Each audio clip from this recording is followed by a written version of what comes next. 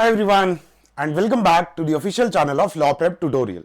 Now I hope I am perfectly audible and visible.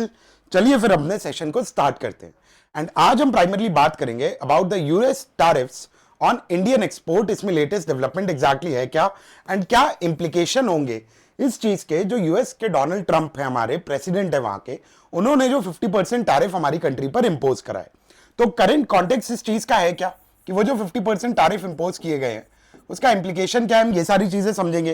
Trump का exact reason क्या है in higher tariffs का, क्योंकि इन टैरिफ्स के इंपोजिशन के साथ ये जो 50% टैरिफ अब हो चुके हैं, India is now the country जिसके ऊपर हाईएस्ट टैरिफ एक तरीके से इंपोज करा है यूएस ने. तो क्या रीजन है जिस वजह से ट्रंप ने टैरिफ्स को इंपोज करा, इन टैरिफ्स का ट्रेड डेफिसिट के ऊपर क्या इंपैक्ट होगा. ठीक है, देन विल बी अंडरस्टैंडिंग कि इंडिया का ट्रेड रिटेलिएशन इस चीज पे होना चाहिए क्या. ठीक है, जैसे क्या इंडिया को रिटेलिएटरी टैरिफ्स इंपोज करने चाहिए यूएस प्रोडक्ट्स के ऊपर और उनका इंडिया के ऊपर क्या इंपैक्ट होगा, हम वो सारी चीजें भी समझेंगे. फिर ये जो करंट टैरिफ्स इंपोज किए गए इनका सेक्टोरल इंपैक्ट है क्या, कौन से सेक्टर्स हमारी इकोनॉमी के जो सबसे ज्यादा सीवियरली हिट होंगे इन टैरिफ्स की वजह से, या कौन से सेक्टर्स होंगे जिन पे बहुत ज्यादा इंपैक्ट नहीं आएगा. Then the overall economic exposure of this particular tariff as well. हम इन सारी चीजों को आज डिस्कस करते हैं. चलिए सो लेट्स स्टार्ट. अब जैसा कि आप लोगों ने अभी तक अपने न्यूज़पेपर्स में ये चीज पढ़ ली होगी that recently the Donald Trump has imposed 25% additional tariff on Indian imports, and this brings the total tariff now at 50%, which is highest for any nation at this point of time. अब ये जो tariffs यहां तक पहुंच चुके हैं कि वो 50% टैरिफ्स बन चुके हैं हमारी कंट्री पे, which is actually kind of highest for any nation at this point of time. And the reason which was given by Donald Trump for imposition of 50% tariff on the Indian export was India's energy purchases from Russia. कि India जो Russia से उनका oil अभी भी purchase कर रहा है, इस वजह से उन्होंने ये टैरिफ्स हमारी कंट्री पे इंपोज करे. और इंडिया ने जो यहां पर रिस्पांस दिया हमारे एस्टैब्लिशमेंट ने, दैट वाज कि ये जो टैरिफ का इंपोजिशन है this is unfair, unjustified and unreasonable in nature as well. क्योंकि ऑब्वियस सी बात है कि भाई हमें किससे ऑयल परचेज करना है, वो हमारी सॉवरेनिटी है ना. अब ऐसा तो है नहीं कि हमारी कंट्री को आप बताओगे कि किससे आप परचेज कर सकते हो, किससे आप परचेज नहीं कर सकते. हम ईरान के कॉन्टेक्स्ट में भी यहां पर एंड में बात करेंगे कि ईरान के टाइम पे भी यूएस ने इस तरीके की हरकतें की थी और अभी भी वो वही चीज कंटिन्यू करने की कोशिश कर रहे हैं. बट इन टैरिफ्स का जो एक बेसिक इंपैक्ट फिलहाल इकोनॉमिक एक्सपर्ट्स के हिसाब से हमारी कंट्री की जीडीपी के ऊपर जो आएगा वो है that is about possible 0.5% of GDP loss annually. ठीक है, अराउंड जो इस तरीके का लॉस या जो एक्सपेक्टेड लॉस है, अप्रॉक्सीमेट जो लॉस होगा हमारी जीडीपी को, वो 0.5% के अराउंड एनुअली आने वाला है. अब पॉइंट ये है कि डोनाल्ड ट्रंप ने टैरिफ्स इंपोज किए क्यों, what is the primary reason कि क्यों डोनाल्ड ट्रंप ने यहां पर रीजंस मतलब टैरिफ्स को इंपोज किया. So the official reason which was given by the Russian president the US president was about the Russian energy imports. ठीक है, उसमें डोनाल्ड ट्रंप का सिंपली कहना यह है कि रशिया यूक्रेन वॉर वो रोक तो पा नहीं रहे, पीस प्राइज उन्हें मिल नहीं पा रहा इस वजह से, क्योंकि उनकी आखिरी उम्मीद है कि अगर रशिया यूक्रेन वॉर ही किसी तरीके से पीस डील के थ्रू सॉल्व हो जाए तो उनको शायद पीस प्राइज मिल जाए. अब इंडिया ने जब इंडो पाक वाला हमारा ऑपरेशन सिंदूर वाला एपिसोड चल रहा था, उस पॉइंट ऑफ टाइम पे भी इंडिया ने एक्सेप्ट करने से मना कर दिया कि किसी भी तरीके का मीडिएशन डोनाल्ड ट्रंप ने करवाया.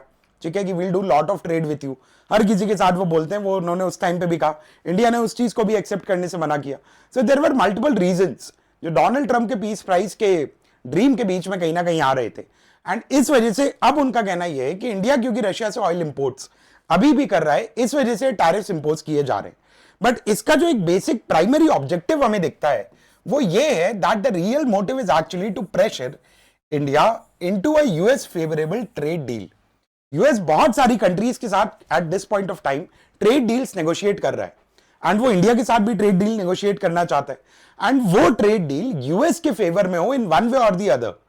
This is perhaps the primary motive कि क्यों यहां पर वो 25% एडिशनल टैरिफ इंपोज किया गया है, क्योंकि उस चीज को देखकर किसी तरीके से हो सकता है इंडियन गवर्नमेंट मान जाए मल्टीपल सेक्टर्स में, जैसे एग्रीकल्चरल प्रोडक्ट्स एज वेल, कि उस सेक्टर के लिए भी हम यूएस इकोनॉमी को या यूएस प्रोडक्ट्स के लिए अपनी उस सेक्टर ऑफ द इकोनॉमी को ओपन कर पाए.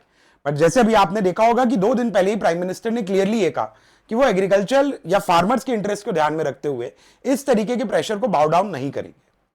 ठीक है, तो रियल मोटिव जो वहां पर वो ये है to pressurise the India into a US favourable trade deal. And India in that particular scenario, ये यूएस प्रेसिडेंट का ही कहना है कि it is labelled as the highly और the highest protectionist with trade barriers as well. US president का कहना है कि जितना हमारा ट्रेड डेफिसिट है इंडिया के साथ, ट्रेड डेफिसिट का मतलब सिंपली यहां पर यह है कि जितने प्रोडक्ट्स एनुअली यूएस इंपोर्ट करता है इन वैल्यू, वो कहीं ना कहीं ज्यादा है as compare to the Indian imports of US products. ठीक है, एंड इस वजह से वो कहते हैं कि इंडिया में जिस तरीके के ट्रेड बैरियर लगाए जाते हैं, जितने टैरिफ्स इंपोज किए जाते हैं, उसको देखते हुए उन्होंने हमें हाईली प्रोटेक्शनिस्ट कहा है। But at this point of time perhaps the only protectionist country in the world, ठीक है, वो शायद यूएस ही है, अपने उस यूनिपोलर वर्ल्ड के कॉन्सेप्ट को अभी तक बचा के रखने के चक्कर में। ठीक है, एंड जो एम है वो to reduce the trade deficit with India, and उनका मानना यह है कि एक बैलेंस ट्रेड होना चाहिए।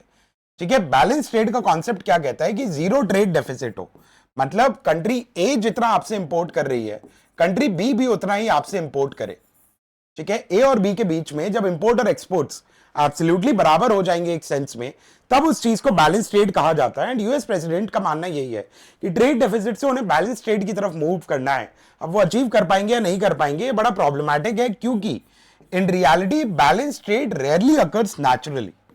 बहुत मुश्किल है कि आप नेचुरली उस बैलेंस ट्रेड के ऑब्जेक्टिव को अपना अचीव कर पाओ। रीजन बीइंग ऑब्वियस सी बात है कि कहीं ना कहीं प्रोडक्ट्स की वैल्यू चेंज होती रहेगी, कहीं ना कहीं सर्विसेज की वैल्यू चेंज होती रहेगी, और ऐसे में दोनों चीजों को एकदम बैलेंस कर पाना is something which is kind of utopian in concept. But यहां पर उनका कहना है कि वो बैलेंस ट्रेड को अचीव करना चाहते हैं, which is naturally very difficult to achieve as well. But जो रीजन दिया गया वो रशियन ऑयल परचेज था, उसके पीछे जो प्राइमरी मोटिव देखा वो शायद इंडिया को प्रेशराइज करने का था।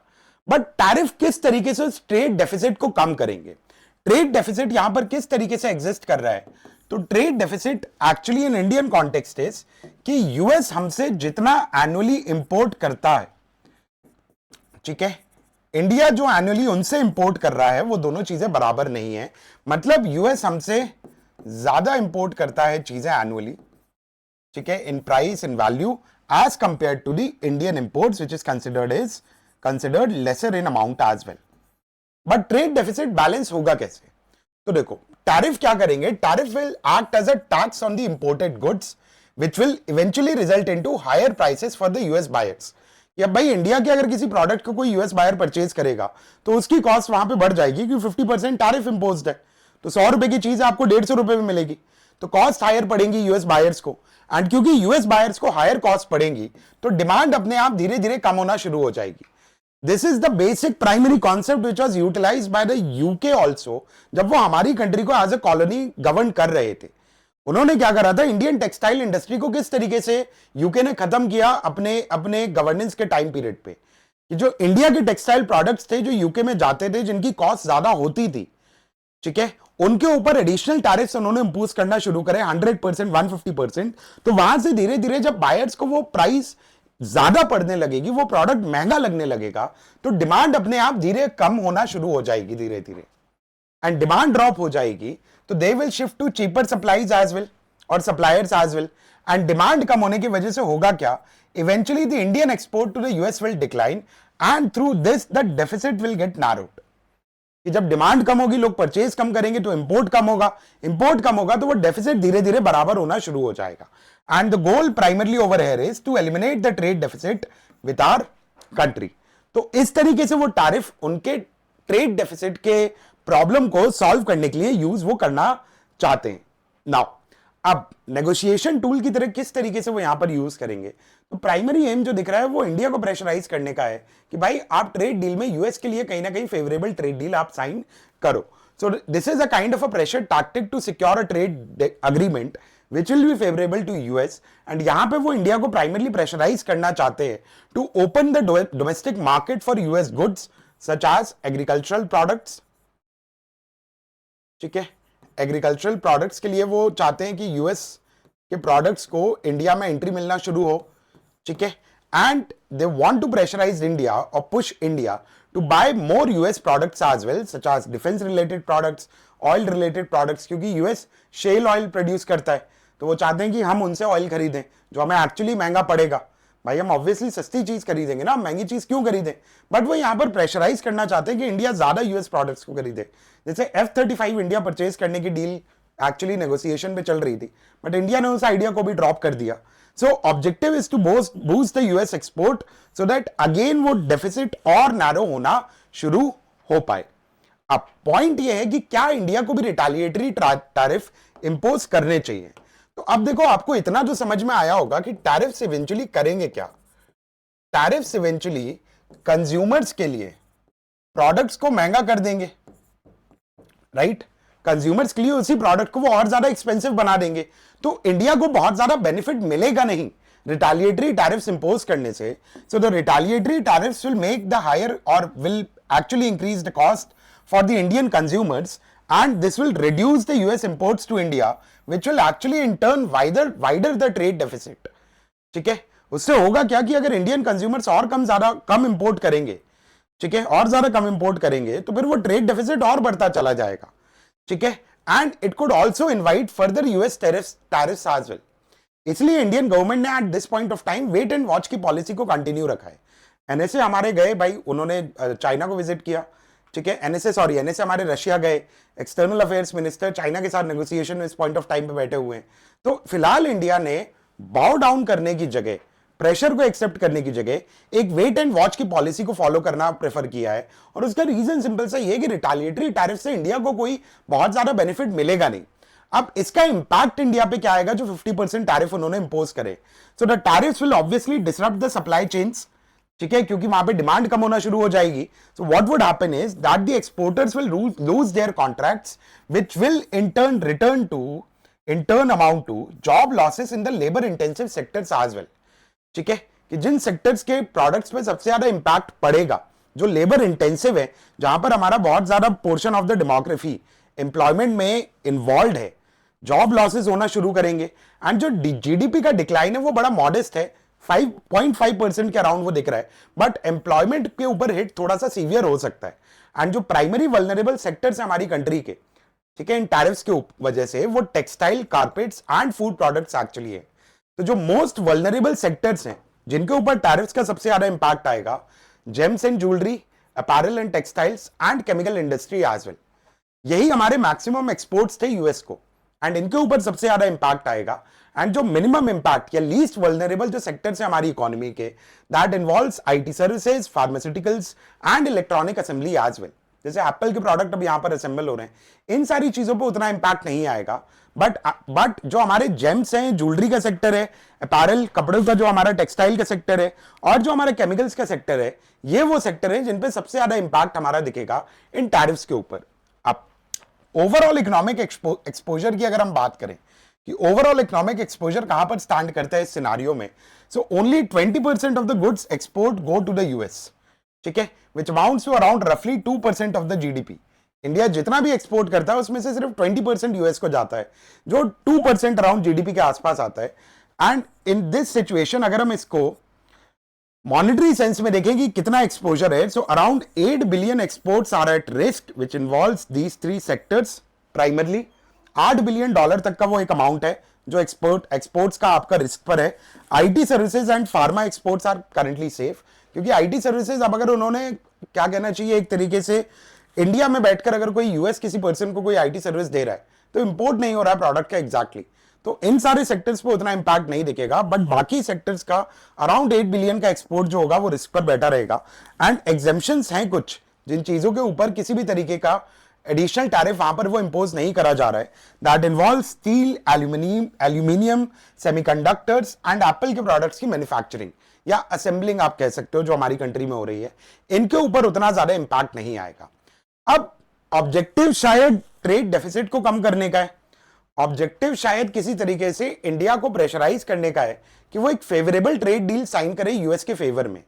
But perhaps the method which is being utilized by the President Trump in this particular scenario is unfair, which goes against the basic rules of trade between the countries as well. But फिलहाल उन्होंने वो 50% trade, 50% tariff additional India के ऊपर impose करने के लिए चीजें शुरू कर दी हैं, जिसका इंपैक्ट धीरे धीरे इकोनॉमी पे दिखेगा. बट इंडिया का एज ऑफ नाउ जो भी रिस्पॉन्स इस चीज को रहा है वो बड़ा क्लियर रहा है कि इंडिया किसी भी तरीके के प्रेशर को एक्सेप्ट नहीं करेगा. ठीक है, अलॉन्ग विद दैट आप इंडिया की स्ट्रैटेजिक और जियोपॉलिटिकल सॉवरेनिटी को क्वेश्चन नहीं कर सकते हो. भाई हमें जिससे रिलेशन रखना है, हमें जिससे ऑयल परचेज करना है, हम करेंगे. ईरान और यूएस के रिलेशंस खराब थे, ईरान को लेकर प्रेशराइज किया गया इंडिया को कि आपको वहां से ऑयल परचेज नहीं करना है। धीरे धीरे इंडिया ने बंद करा ऑयल परचेज, बैलेंस करके चीजों को। अब आप बोलो रशिया से भी परचेज ना करें और हम यूएस शेल की तरफ चले जाएं, शेल ऑयल की तरफ, which is very expensive for us. So this is not the way कि जिस तरीके से आप किसी कंट्री के साथ अपना ट्रेड डेफिसिट बैलेंस करो। Moreover there were multiple other reasons जिसकी वजह से डोनाल्ड ट्रंप शायद फिलहाल इंडिया से खुश नहीं थे, ठीक है, which involves the situation of peace price, जो उन्हें पीस प्राइस चाहिए था, जिसका क्रेडिट इंडिया ने उनको दिया नहीं ऑपरेशन सिंदूर के टाइम पर। F-35 की डील को हमने कैंसिल कर दिया, हमने कहा हम परचेज नहीं करेंगे। बट लेट्स सी कि आगे क्या होता है। But that is the current scenario, जो आपके एडिशनल टैरिफ्स इंपोज किए गए और उनका इंपैक्ट हमारी इकोनॉमी पे होगा क्या। अब धीरे धीरे आगे देखते हैं, जिस तरीके से government of India is also following the wait and watch policy, will also see कि आगे इसमें क्या सिचुएशन चेंज आती है, ठीक है। So that's it from my side. बाकी तबियत वगैरह का ध्यान रखिए, आराम से पढ़ाई करिए। I will see you in another session, तब तक लिए बाय बाय गाइस, बाय।